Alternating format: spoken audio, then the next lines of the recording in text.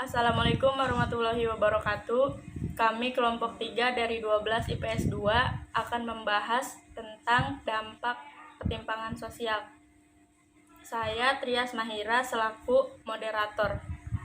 Materi ini akan disampaikan oleh pemateri 1 ialah Intan, pemateri 2 Anita, pemateri 3 Mutiara, pemateri 4 Peri, dan pemateri 5 Resa.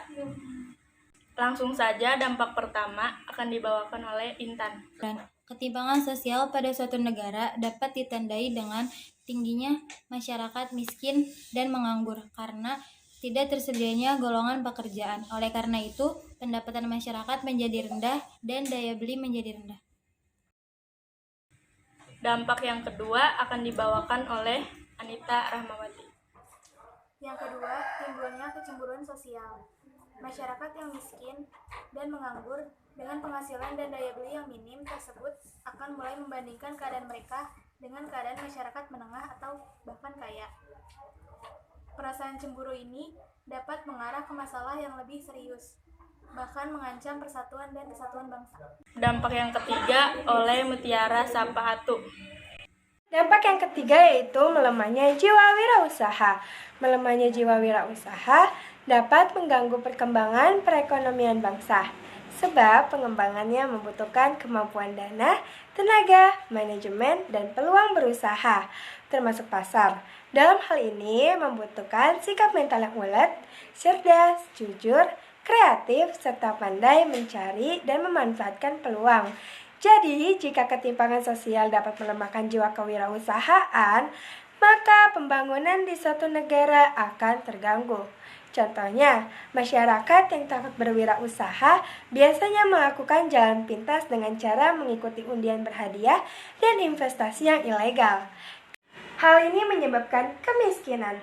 Kemiskinan adalah keadaan seseorang yang tidak sanggup memelihara dirinya sendiri sesuai dengan taraf kehidupan kelompok dan tidak mampu memanfaatkan tenaga baik mental maupun sikapnya dalam kelompoknya.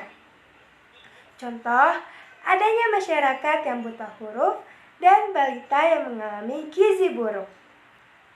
Secara umum, kemiskinan dibedakan atas dua bentuk sebagai berikut.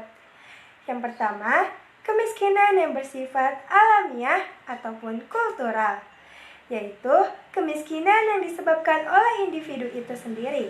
Contoh, sifat malas serta kurangnya kemampuan intelektual dan keterampilan.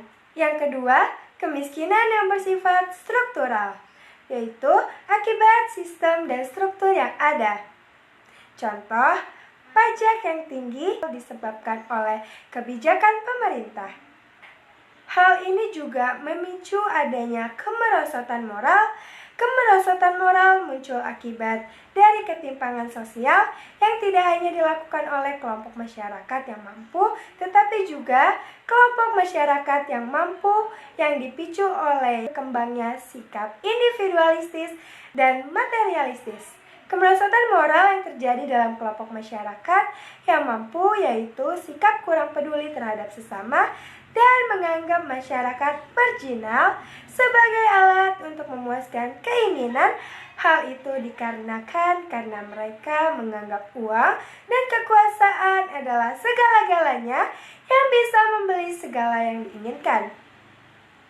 Adapun kemerosotan moral yang terjadi dalam kelompok masyarakat yang kurang mampu dipicu oleh ketidakmampuannya dalam memenuhi kebutuhan primer dan sekundernya akibat mereka terpaksa menjalankan hidup dengan segala cara demi untuk kelangsungan hidup, meskipun terkadang harus melanggar norma yang berlaku seperti pencurian, penipuan, dan perampokan. Hal ini menyebabkan kriminalitas di masyarakat sekitar. Maka ketimpangan sosial juga berdampak pada kriminalitas. Kriminalitas atau kejahatan dalam sosiologi diantaranya sebagai berikut. Kejahatan kerah biru, blue collar crime, yaitu kejahatan yang dilakukan oleh masyarakat kelas sosial bawah. Contohnya itu tadi, mencopet di dalam kereta komuter lain ketika sedang padat penumpang. Yang kedua ada kejahatan kerah putih atau white collar crime yang dilakukan oleh pejabat tinggi. Contoh oknum pejabat yang korupsi dan menggelapkan pajak. Dampak yang keempat oleh Peri Febriansah. Primordialisme. Primordialisme ialah perlakuan terhadap seseorang yang didasarkan oleh identitas, bukan kemampuannya. Misalnya seorang anak pejabat mudah mendapatkan pekerjaan karena koneksi ayahnya, berbeda dengan seorang anak tukang ojek yang harus berusaha susah mencari pekerjaan. Dampak yang kelima oleh Reza Maulana. Seksisme ialah perlakuan terhadap yang didasarkan oleh identitas gendernya. Misalnya gaji perempuan lebih besar daripada laki-laki pada suatu perusahaan. Sekian dari kelompok kami.